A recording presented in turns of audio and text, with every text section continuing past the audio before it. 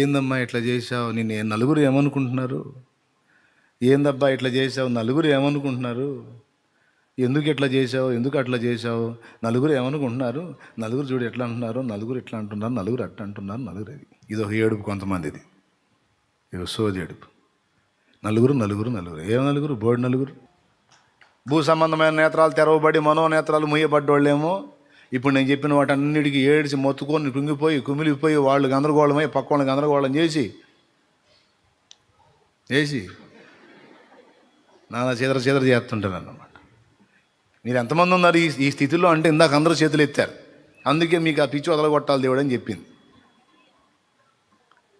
నా పాయింట్ మీకు అర్థమైతే ఏది నేను గదిలించలేదు. ఇది రహస్యం. మరణం కూడా నిన్ను గదిలించలేదు, ఎందుకంటే ముందే ప్రిపేర్ అయి ఉన్నావు కదా. ఏమవుతును నేనేమవుతును, డ్యాన్స్ ఒకటే తక్కువ.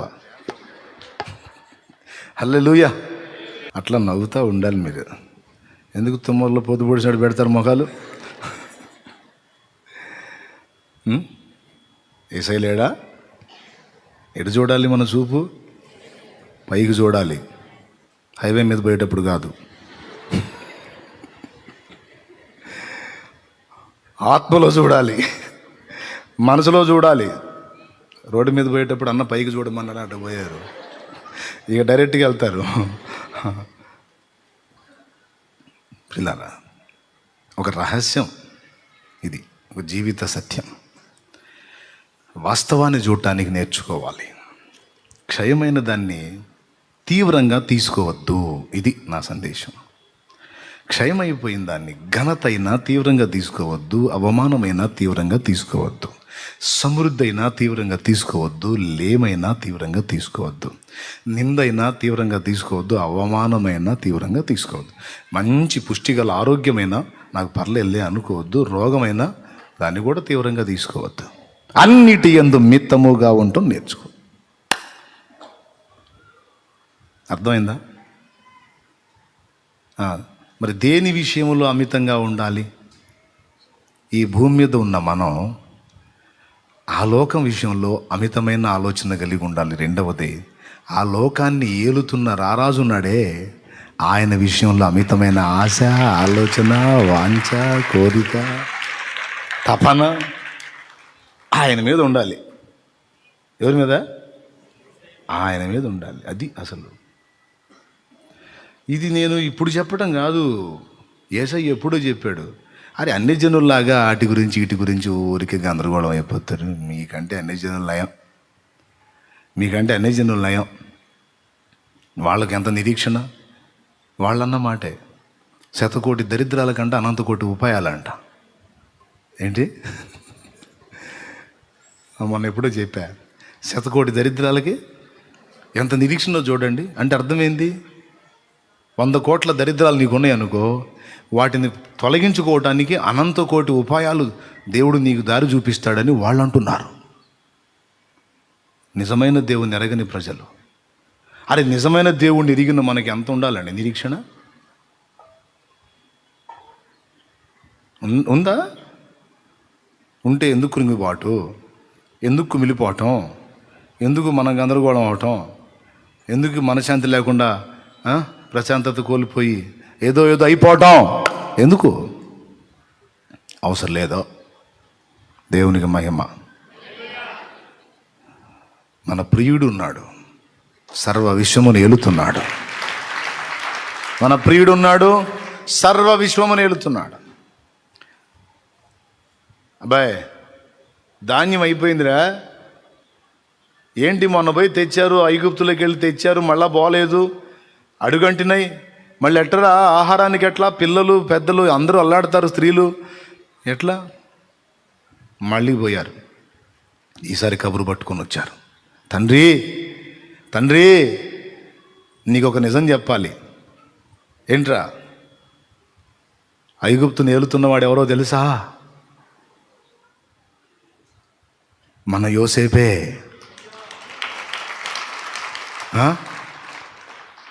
ఏంటి మీరు అంటుంది?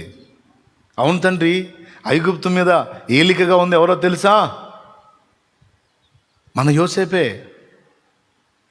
ఎందుకురా వాడిని గుర్తు చేస్తారు?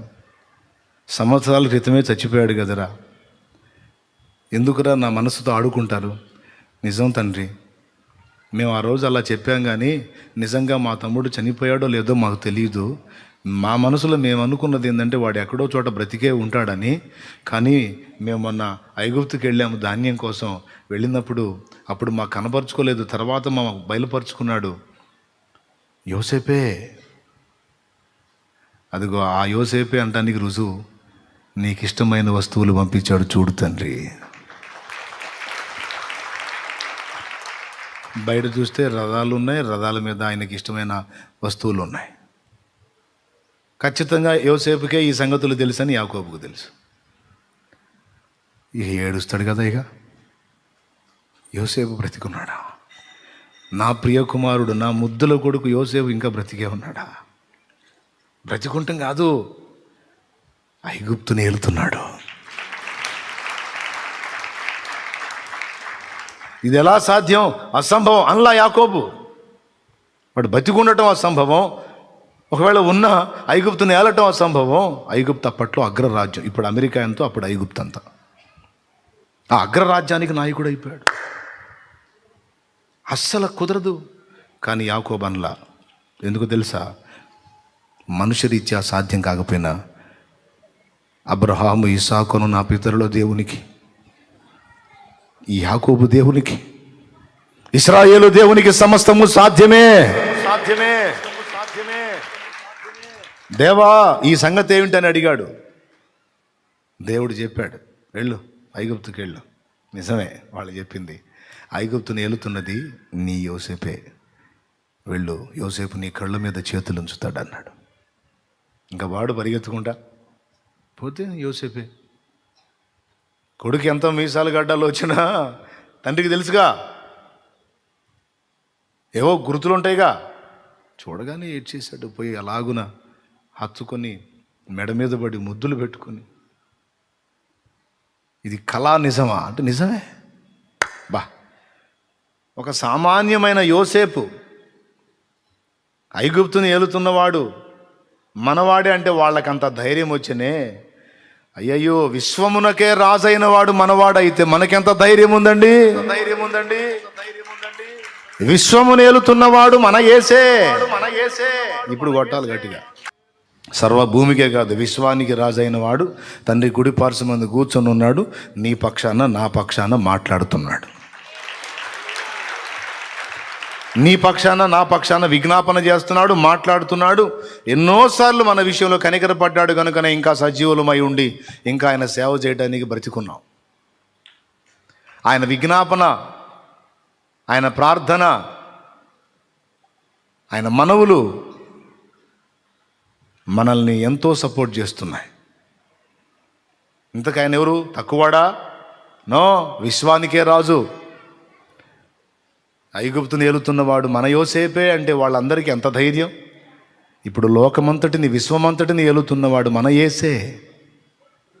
నా ప్రభువా, నా ప్రియుడా, నా యేసు అని నువ్వు ఎవరిని గూర్చి నా ప్రియుడా అంటున్నావో ఆ ప్రియుడే విశ్వానికి రాజు. నిదానించి ఆయన్ని చూడాలి, ఆ మహిమను వెతకాలి, ఆ రాజ్యాన్ని వెతకాలి. అన్యజనులు విచారించినట్లు భూ సంబంధమైన వాటి గురించి మీరు ఎందుకు విచారిస్తున్నారు అని అడుగుతున్నాడు. రేపటిని గూర్చి ఈరోజు ఎందుకు గందరగోళం అయిపోతున్నావు? రేపటికి రేపు చూసుకుంటుంది. ఈనాటికి చాలు. ముందు ఇప్పటి ప్రస్తుతాన్ని చూడండి. నేను అంటాను, నిన్నటికి నువ్వు ఉన్నావు, నేటికి నువ్వు ఉన్నావు, రేపు కూడా నువ్వు ఉంటావు దేవా. ఉన్నావు, మార్పు లేని వాడవు, కాలాతీతుడవు. కాలానికి అతీతుడవు నాయన నువ్వు, అన్ని కాలములలో ఉండు వాడవు. మళ్ళీ పాట అది. మీరు కూడా లైన్లోకి వచ్చారు, పాడండి. ఏదో మొత్తానికి చెప్పావు అని అయితే అనుకోవట్లేదు కదా. దేని గురించి మైండ్ పెట్టాలి? మనోనేత్రాలు వెలిగింపబడ్డోళ్ళు ఏ లోకాన్ని చూడాలి? ఏ లోకాన్ని? యేసయ్య చెప్పాడా? నేను చెప్పానా?